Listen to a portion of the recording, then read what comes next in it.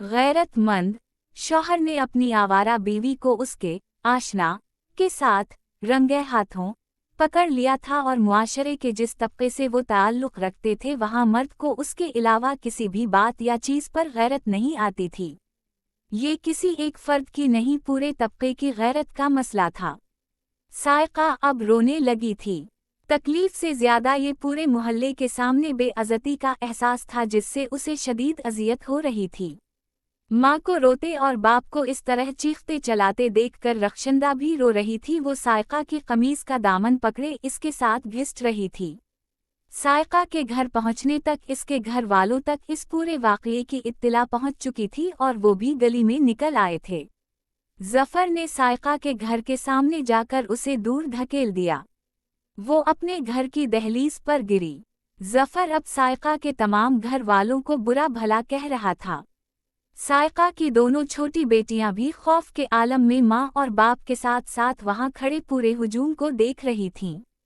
Sayaka उठकर रोती हुई घर के अंदर दाखिल हो गई। इस औरत को अपने घर में बिसाने के लिए मजबूर कर रहे हो तुम लोग। ज़फ़र बुलंद आवाज़ में सायका की माँ पर चला रहा था जिसके चेहरे पर हवाइयाँ उड़ रही थीं। बेटा, अंदर आकर बात करो। आखिर हुआ क्या है, तुम अंदर आकर आराम से बताओ। मैं लानत भेजता हूँ इस घर पर और अंदर आने पर। ज़फ़र ने कमर पर हाथ रखे उसी तरह दहाड़ते हुए कहा। ज़फ़र की दूसरी बेटी रोते हुए दहलीज के बाहर गिरे हुए लिफाफों में सब्जी और फल डालने में मसरूफ़ थी जो बाहर बिखरे हुए थे। ज़फ़र भाई, आप अंदर आएं। इस तरह गली में शोर करने का क्या फ़ायदा है। सायका का छोटा भाई उसे खींचते हुए घर के अंदर ले आया। बाकी घर वाले भी अंदर आ गए और इन्होंने बैरूनी दरवाज़ा बंद कर दिया। तुम्हारी बेटी की उन्हीं हरकतों की वजह से मैंने उसे अपने घर से निकाल दिया है, मगर यहाँ आकर भी उसने अपनी हरकतें नहीं छोड़ीं। ज़फ़र ने अंदर आते ही कहा, आखिर हुआ क्या है जो तुम इस तरह शोर मचा रहे हो।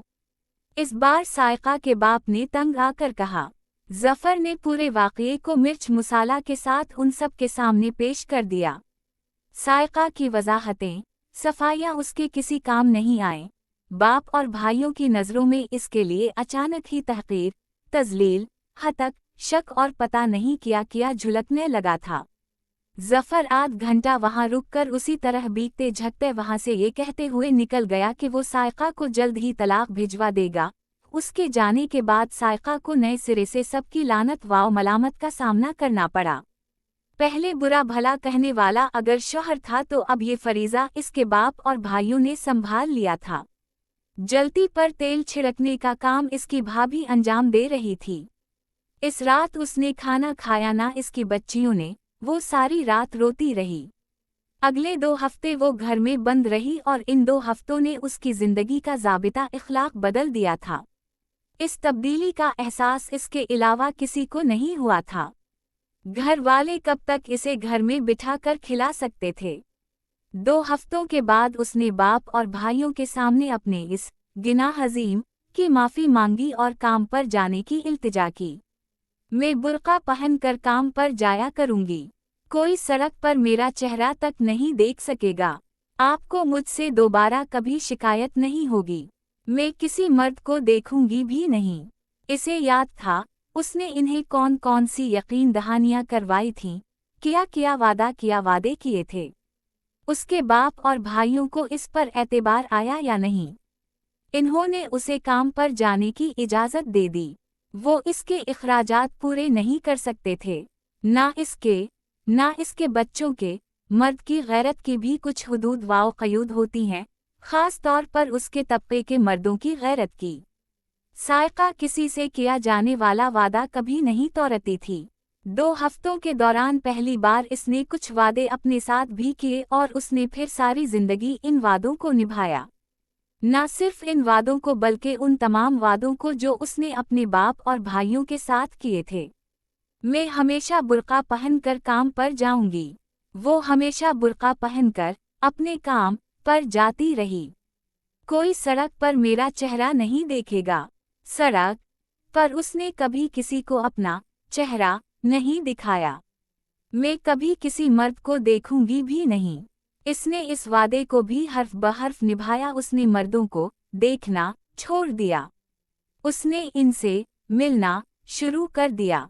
आपको मुझ से कभी दोबारा शिकायत नहीं होगी। ये उसका आखिरी वादा था। इसने इस वादा को भी निभाया। 2 माह के बाद वो अपनी बच्चियों समेत कराए के एक मकान में मुंतकिल हो गई थी। वो अब मोमबत्तियों के इस कारखाने में औरतों के हिस्से की सुपरवाइजर थी। जफर ने उसे तलाक नहीं भिजवाई। अपने घर वालों के साथ इसके ताल्लुकात बहुत अच्छे हो गए थे। पहले घर वाले इसकी माली इमदाद किया करते थे, अब वो घर वालों की माली इमदाद करती थी। रुपए में बड़ी ताकत होती है। ये वो साज है जो बजना शुरू हो तो हर शख्स को नाचने पर मजबूर कर देता है। फिर ये लोगों की सारी अखलाकियात और उसूलों को बदल कर रख देता है। मुआशरा इस सांप की तरह होता है जो इस साज की धुन पर न सिर्फ झूमने लगता है बल्कि ये इसका सारा जहर भी मार कर रख देता है। साज बजना बंद हो तो मुआशरा एक बार फिर अपना फन उठाकर खड़ा हो जाता है। अखलाकियात और उसूलों के खजाने का रखवाला बनकर इसका जहर फिर ओद कर आता है। इसकी फुनकार बढ़ती जाती है। इसकी चुस्ती और लपक में इजाफा होता रहता है। मगर फिर साज फिर बजने लगता है। सांप फिर झूमने लगता है। अखलाकियात और उसूल फिर बदलने लगते हैं। साइका ने जिंदगी के उन चंद सालों में सिर्फ ये साज बजाना सीख लिया था, फिर इस साज ने उसकी सारी जिंदगी बदल कर रख दी। न सिर्फ इसकी बल्कि इसकी बेटियों की भी। और तब्दीली का ये अमल सिर्फ इसकी बेटियों तक महदूद नहीं रहना था, इस अमल को आगे का सफ़र भी करना था। एक तबके से दूसरे तबके तक, दूसरे से तीसरे तबके तक, एक खानदान से दूसरे खानदान तक, दूसरे से तीसरे खानदान तक रुकावटें उबूर करने की रेस जारी थी। साइका और इसकी बेटियां भी इस रेस में शामिल थीं, अपने तमाम हथियारों के साथ। बका की जंग, भूख की जंग, या शायद इज्जत की जंग। इस इज्जत की जिसे मुआशरा इज्जत समझता है, वो यही जंग लड़ रही थी।